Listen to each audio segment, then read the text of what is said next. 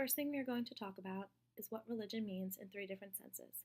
To begin, we are going to explore how the textbook, The Sacred Quest, defines it. Religion is a complex topic, and you can't really have just one definition for it. They take a look at it from the phenomenological approach.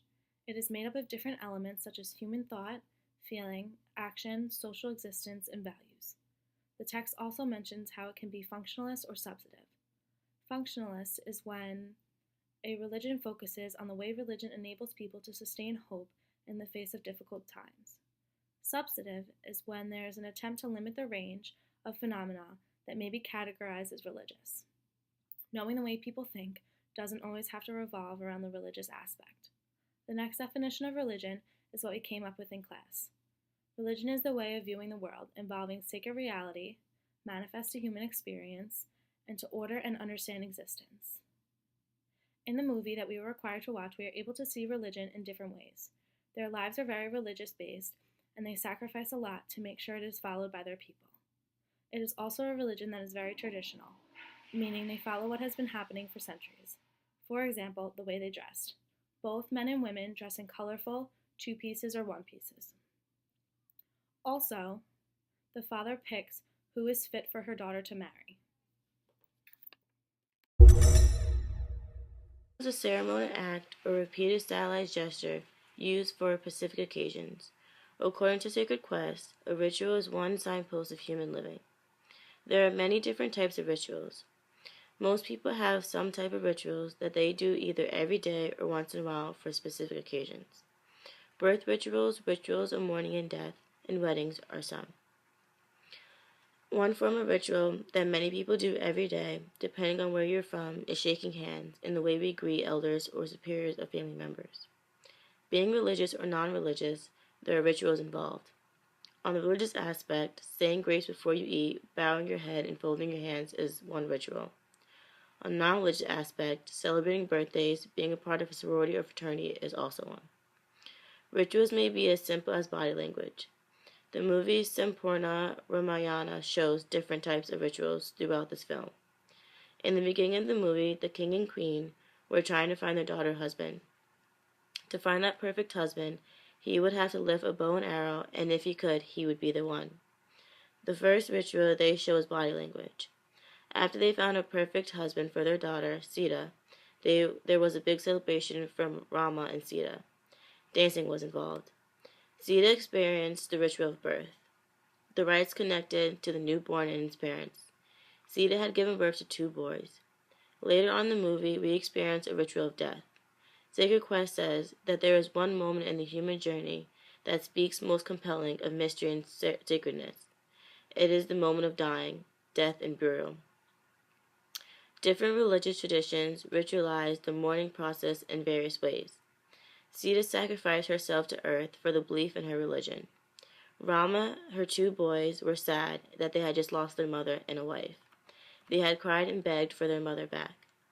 Throughout this Sampoorna Ramayana rituals could be say it is used as a system.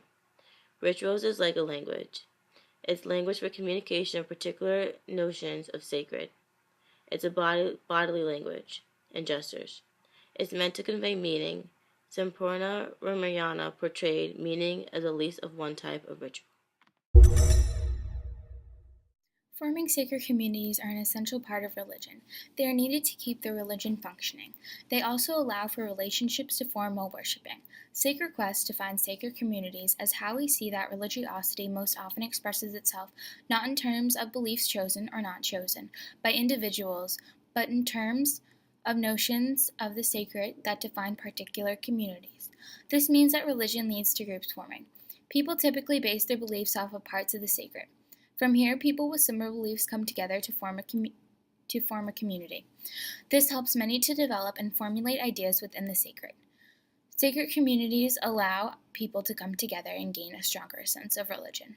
Sampoorna Ramayana shows many sacred communities along with a few forming during the course of the film. First, the group of people that form to see who Sita's future husband will be are a sacred community.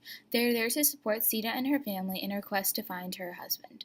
Also, they want to witness the gods deciding Sita's fate with who she should marry. Whoever can lift the bow and arrow was aided by the gods.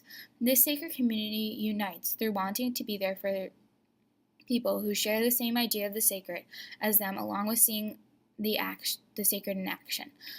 Next, the group that forms for Rama and Sita's wedding is the sacred community. They are there to see the sacred work through marriage. Rama and Sita are to be united for the rest of their life, and they also want to be there to support them. Lastly, the sacred community of family is formed. Rama, Sita, and their 2 children are a sacred community within a larger one. They share and perform the same family values together. Also, they have the same idea of the sacred. The boys always have one family member there for them, showing how they can rely on each other. Sita sacrifices herself to the gods and the world because of her belief in the sacred. Rama and the boys react by being sad. Losing their wife and mother was probably very hard as seen through their reactions, but they were willing to give whatever it took to worship their idea of the sacred. This reveals that she was willing to give anything for her sacred community, and that their view of the sacred overcame everything. Sacred communities share their idea of the sacred along with supporting each other. Sacred communities in the movie were present throughout the entire film. There were large and small communities, but they were always there for each other. The quest for salvation is often referred to as the essence of religion. Salvation is often closely connected to Christianity, but the sacred quest explains to us that it can be applied to the general study of religion as well as the study of human culture. Salvation also doesn't need to be a religious term. For Hinduism, the idea of salvation is called moksha. Salvation, by definition, is the deliverance from sin and its consequences. Salvation is the idea of being saved, and that there is a life after death. Moksha is carried out through ways of action, which is done during religious ceremonies, duties, and rites. Moksha requires using your mind and philosophy to come to a complete understanding of the world in which we live in. Salvation can be reached through acts of worship based upon the love for a god or gods, because there are many gods in Hinduism. One of the last ways to reach moksha is through the royal road, which is a combination of meditation and yoga techniques, which are mostly only used by wandering monks. In Hinduism, the problem with salvation is the cycle of birth, death, rebirth, and the solution is found in liberation. There are many concepts of salvation that mostly depend on who is being saved and where the saving occurs, whether it is in an individual or a group, or whether it is in this world or the next world, other world meaning the afterlife. It's not uncommon to think that morality depends on the existence of God. For example, some people suggest that there is no right or wrong without God, or that atheists who do not believe in God can have no objective basis for their values, and that their lives are entirely meaningless.